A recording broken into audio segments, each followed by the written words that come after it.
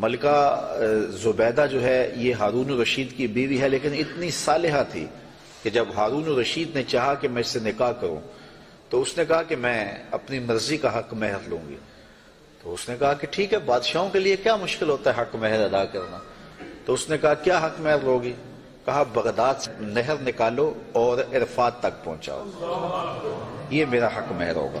اور یہ بڑا مشکل کام تھا، اور اس کے لیے اس زمانے میں جو ہے وہ کتنے پیسے خرچ آئے، اور وہ نہر نکالی گئی۔ اور جب وہ نہر جاری ہو گئی تو جو خادم تھے انہوں نے آ کے حساب پیش کیا ملکہ کو کہ یہ اس کا حساب ہے، اتنے پیسے خرچ آئے ہیں۔ تو نہر کے کنارے جب وہ دورہ کرنے گئی، دیکھنے گئی، تو انہوں نے حساب پیش کیا تو اس نے کاغذ پھاڑ کر کے نہر کے اندر پھینک کر کے کہا ترکنا الحساب الی یوم الحساب، ہم اس کا حساب یوم حساب پہ چھوڑتے ہیں۔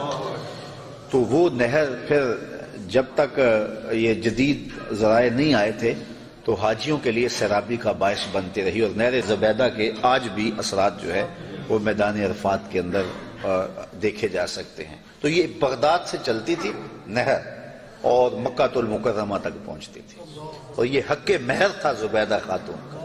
اور یہ زبیدہ خاتون جو انتہائی نیک اور صالحہ خاتون تھی، یہ حضرت بہلول دانا کو ڈھونڈتی رہتی کہ ان سے کوئی دعا مل جائے، کیونکہ یہ مجاذیب میں سے تھے۔ مجذوب وہ ہوتا ہے کہ تجلیات کے وفود سے جس کا شیشہ عقل ٹوٹ جائے اور وہ جو کہہ دے اللہ وہ کر دے۔ فرمایا صحیح حدیث میں ہے رب اشعث اخبر مدفوع بالابواب لو اقسم علی اللہ لابر، بہت سارے لوگ ان کے کپڑے پھٹے ہوئے، حالات پرا گندہ، بال بکھرے ہوئے، لیکن فرمایا انہیں کہیں چھیڑنا بیٹھنا، اللہ کے نام پہ وہ قسم ڈال دیں تو اللہ فوری پوری کر دیتا۔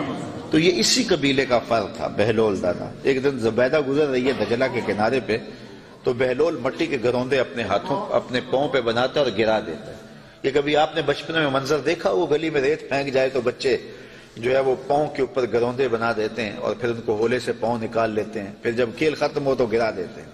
یہی شغل بہلول کر رہا ہے دجلہ کے کنارے۔ تو ملکہ زبیدہ گزری، پوچھا بہلول کیا کر رہے ہو؟ کہا جنت کے مکان بنا رہا ہوں۔ کہا بیچتے ہو؟ ہاں بیچنے کے لیے بنا رہا ہوں۔ کتنے کا؟ کہا کہ 10 روپے کا، فرض کرو 10 روپے کا ایک مکان بیچ رہا ہوں۔ 10 روپے کیا ہوتے ہیں؟ اس نے 10 درہم نکالے، بہلول کو دیے۔ بہلول نے پیسے دیکھے اور دجلہ میں پھینک دیے، اور ایک کے گرد دائرہ کھینچ کے کہا یہ تمہارا ہوا۔ پیچھے سے بادشاہ گزرا تو اس نے بہلول کو دیکھا ایسی شغل میں لگا ہوا ہے، پوچھا کیا کر رہے ہو؟ کہا جنت کے مال بنا رہا ہوں۔ تو کہا بیچتے ہو؟ کہا ہاں بیچتا ہوں۔ کتنے کا؟ 10 روپے کا۔ بادشاہ مسکرا کے گزر گیا، دیوانہ ہے، موج میں لگا ہوا ہے۔ اچھا خیر، جب رات پڑی بادشاہ سویا، کیا دیکھتا ہے جنت میں ایک خوبصورت محل ہے کہ اس نے کبھی ایسا محل دیکھا ہی نہیں تھا۔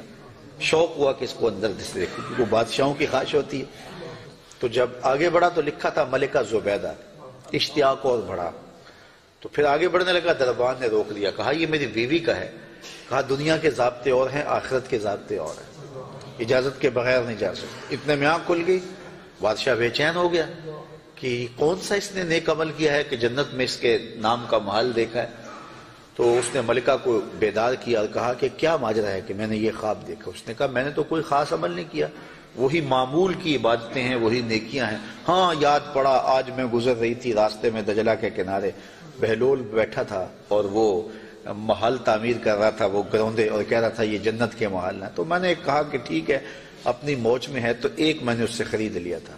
بادشاہ سر پکڑ کے بیٹھ گیا، وہ تو مجھے بھی کہتا تھا، اور میں دیوانے کی بھیڑ سمجھا اور آگے گزر گیا۔ اگلے دن بادشاہ قصدن گزرا، ہارون الرشید قصدن گزرا، اور دل میں تھا کہ آج بہلول اسی شغل میں دوبارہ مل جائے تو کیا اچھا ہو۔ اگلے دن دیکھا تو بہلول وہاں بیٹھا ہوا ہے اور وہی کام کر رہا ہے۔ بادشاہ خوش ہوا، کہا بہلول کیا کر رہے ہو؟ اب دل دھڑک رہا تھا کہ جواب کل جیسا ملے۔ کہا جنت کے محل بنا رہا ہوں۔ بادشاہ کے دل کو تسلی ہوئی، کہا بیچتے ہو؟ کہا ہاں بیچنے کے لیے بنا رہا ہوں۔ کہا کتنے کا؟ کہا آدھی حکومت لگے گی۔ کہا کل تو 10 روپے کا کہتے ہو۔ کہا ہاں کوئی اور آئے تو اس کے لیے 10 روپے کا۔ کہا تو میرے لیے اتنا مہنگا کیوں؟ کہا تم دیکھ کے جو آئے ہو۔ تو بات یہ ہے کہ یہ سعدی نے کہا تھا، سعدیہ نزدیک رائے عاشقاں، خلق مجنو نندو مجنو آ کے لست۔